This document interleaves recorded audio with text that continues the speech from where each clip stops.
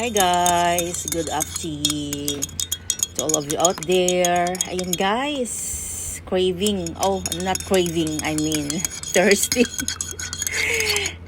Gusto ko minom ng kape guys, kahit mainit sa Japan. Ayan, ni-stir ko siya.